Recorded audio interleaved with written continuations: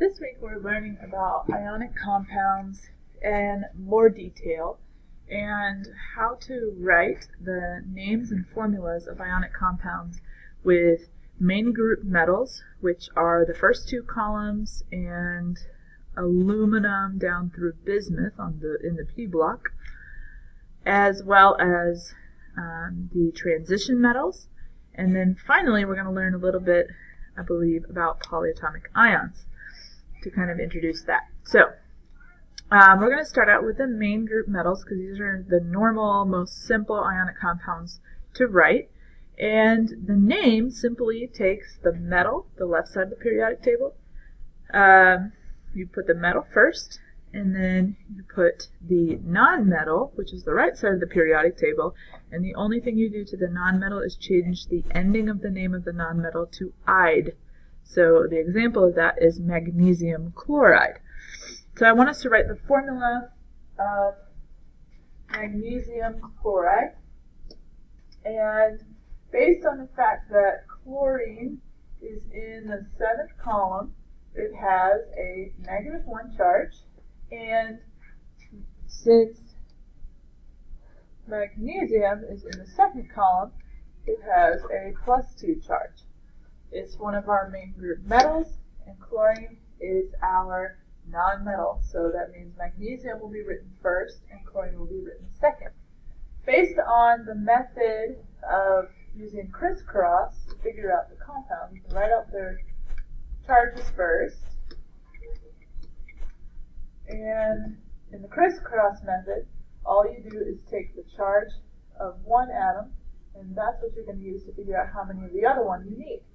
So 1 becomes the number that would be next to magnesium, 2 becomes the number that would be next to chlorine. And based on the way we were balancing charges before, you would see that that would make a neutral compound. So that means magnesium will have a 1, which when there's a 1 we don't usually write it. And chlorine will have a 2. And this, let's just check this, 2 times -1 gives you -2. And we need that -2 to balance out the +2 of magnesium. So this is the formula of magnesium chloride. So let's say we wanted to make indium selenide. It's a kind of exotic compound, but the two ions we have are indium and selenium. Selenium is in group 6, so it has a -2 charge, and indium is in group 3, so it has a +3 charge. So I'll write their ions. In +3 and Se -2. Alright, based on the crisscross, we're going to have 2 indiums and 3 seleniums.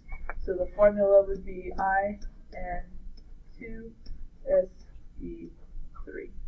Okay? And we can do this over and over again. All you do is take your metal, the one that's on the left side of the periodic table, left of this stair step here. Okay, so these elements right along the stair step are our metalloids. Okay, anything to the left of those, here marked in gray, is a metal, and anything to the right, here marked in white, is considered a non-metal. So the metal will go first in the name, and the non-metal just changes the ending to "ide." So selenium changes to selenide. And with the main group metals, all we have to do is look at group number on the periodic table to figure out what its charge should be. Okay, and we practiced that a lot this year, figuring out the charge of ions. Okay, now let's move to transition metals. We haven't talked too much about these elements in the D block or in the F block because they're a little bit more complex. These elements could have more than one charge, and so figuring out what their charge is takes a little bit more effort. And so we have ways that we can determine the charge based on the name and ways that we can determine the charge based on the formula of the compound. So an example of this is copper chloride. This is technically not a correct name because it doesn't tell you any information about the charge of copper. Now copper is a transition metal. It's, I believe, right here. No, it is right here. Here's copper on the periodic table. Okay? Copper could have a +1 charge, or it could have a +2 charge. So I want us to figure out, if we had a copper with a +1 charge, what would the formula of copper chloride be? Well, chloride is right here, so it has a -1 charge.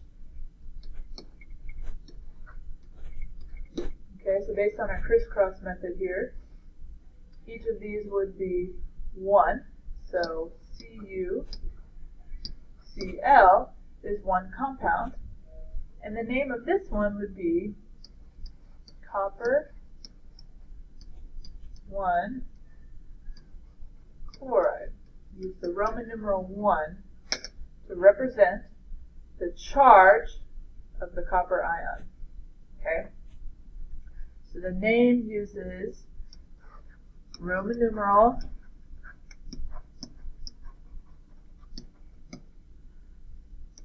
to represent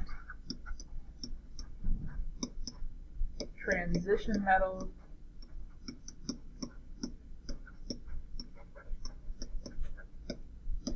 charge. Very important that you remember that, because that number does not tell you how many coppers there are. It just tells you what the charge of the copper is. Okay? So we're going to see that example in copper 2 chloride. So when we do the crisscross method here, we're going to have 2 chlorines and 1 copper. So CuCl2.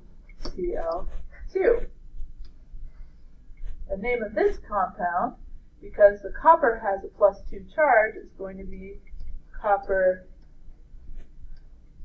2, Roman numeral 2, and then I'm running out of room here, so I'm writing it below, chloride.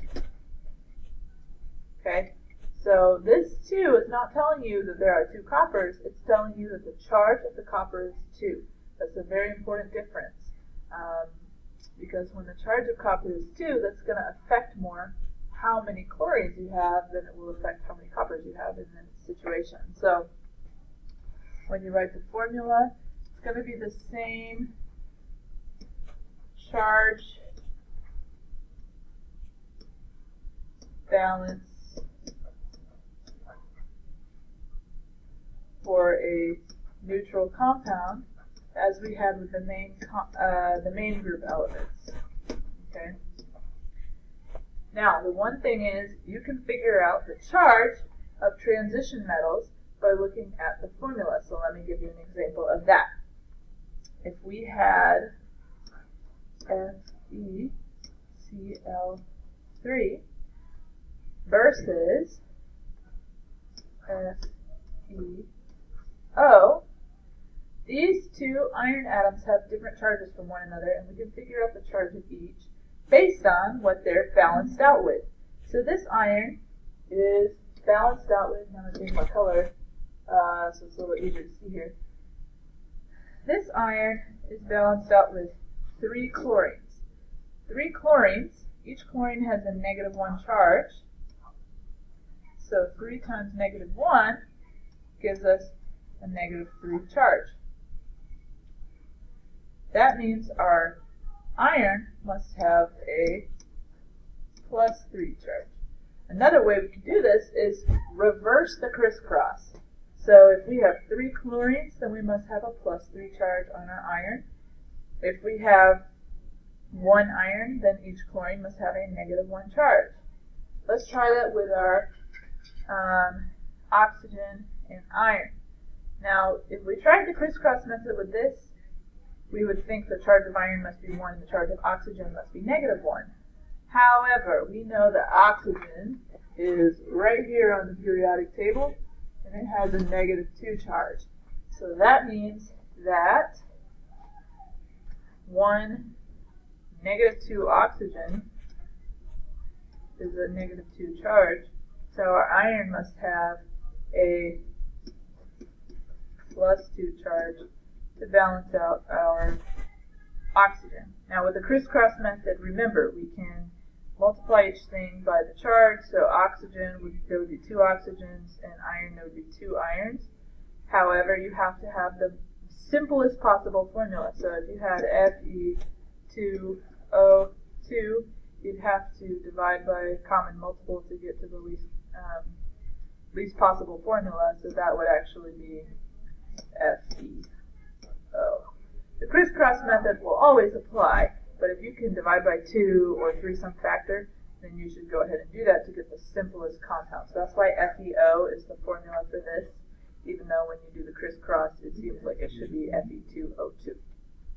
Okay, but let's remember the point of all of this was for us to figure out the charges of our irons. And in this compound, iron had a 2+ charge, and in this compound, iron had a +3 charge. Okay. Now, one other thing that we're going to see, and this we won't see until the following week, are polyatomic ions. Polyatomic comes from the 2 parts of the word, poly and atomic. Poly means multiple or many atoms. Okay?